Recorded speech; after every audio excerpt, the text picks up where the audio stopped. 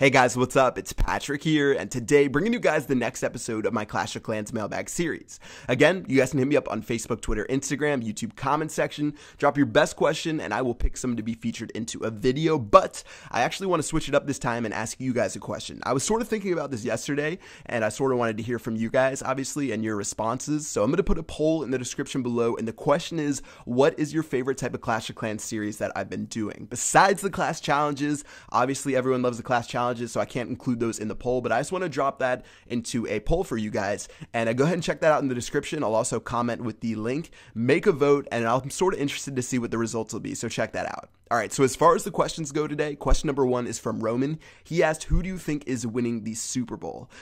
I don't know about you guys. If you guys are a Patriots or a Seahawks fan, it's probably a pretty good idea that you close your ears, but the Patriots and the Seahawks are probably my two least favorite teams in the NFL, so I'm really dreading the Super Bowl matchup. I wanted either the Packers or the Colts to win, so we could have at least one team that I wouldn't feel bad about rooting for, but I really don't like the Patriots. I really don't like the Seahawks. If I had to pick one to win, I guess I would pick the Seahawks.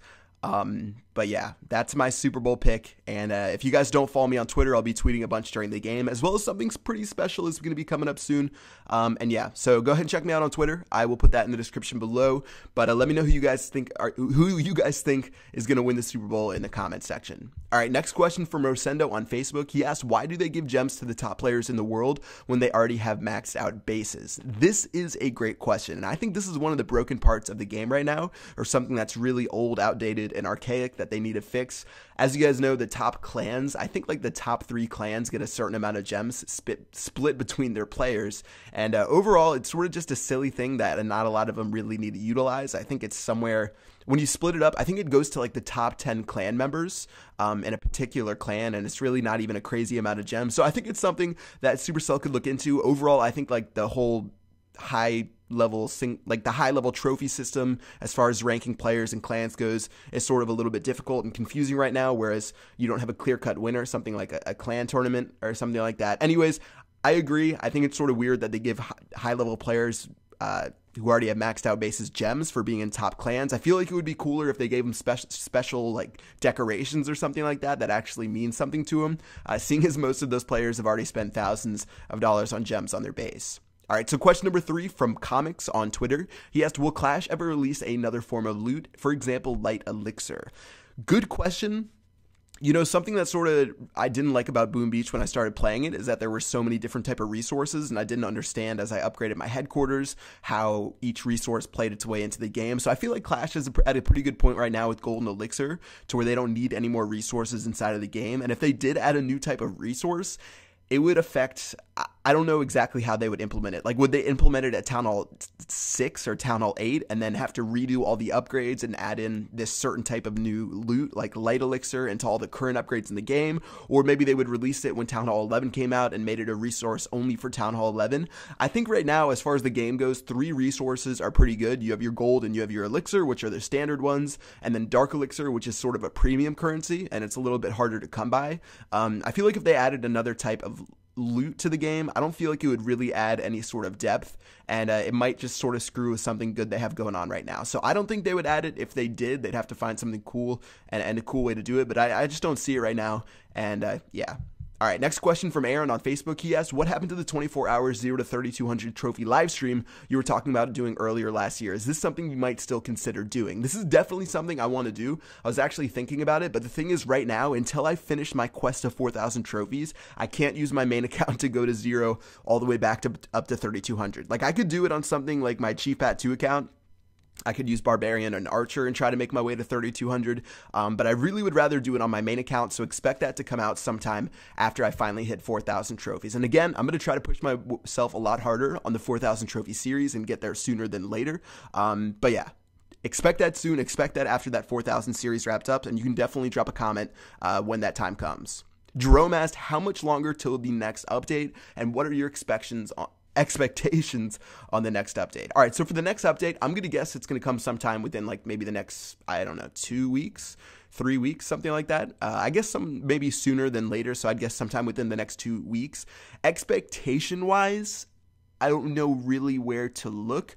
I do know some certain things about the update. I don't know everything, but yeah. I feel like it'll be a pretty solid update. Again, Clash always releases good updates. I don't really want to speculate too much on it because I know a little bit about it. I don't know everything about it.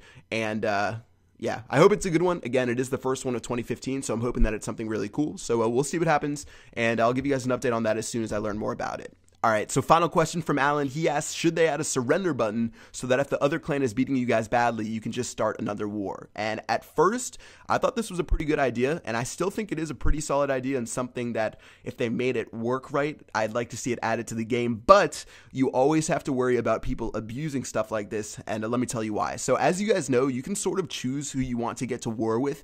Not exactly choose them, like out of like a hat or out of a list, but let's say you want to match up with your feeder clan, you can match the amount of members and you can sort of have your bases line up. Like for us, we have our main clan, the Clashronauts, and then our feeder clan, which is the Clashtronauts. And we've gone to war with those guys, I think like 4 times, and pretty much we just coordinate a time where we click the button at the same time, as well as have the same amount of members, and it usually works out every single time.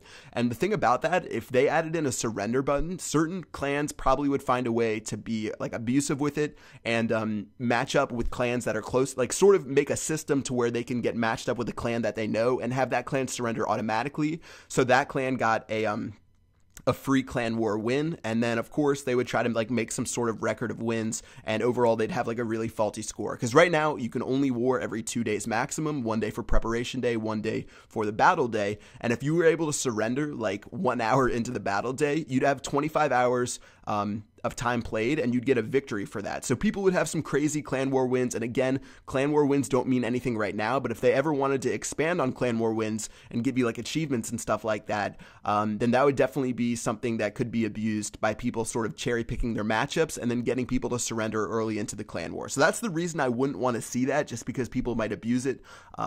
But yeah, overall, it would be nice. We've had plenty of wars where we've been stomping people, and it would be nice to go to the next one and sort of just get our victory bonus. And yeah, that's another thing. People could abuse the victory bonus, have people surrender 1 hour into the war, and just get that free bonus. So I think it's something that could be abused, but overall, it's a cool feature that I wish would be possible to be implemented into the game. Alright guys, that's going to do it for this video. Hope you guys enjoyed it. If you did, make sure you drop a like, and once again, answer the survey in the description below. It's literally just a 1-question poll. You can click which series is your favorite, as well as make sure you drop a comment on the in the comment section below for a question into the next video, and check out my Facebook, Twitter, Instagram pages to drop your questions there as well. That's going to do it. I'll see you guys later. Peace out.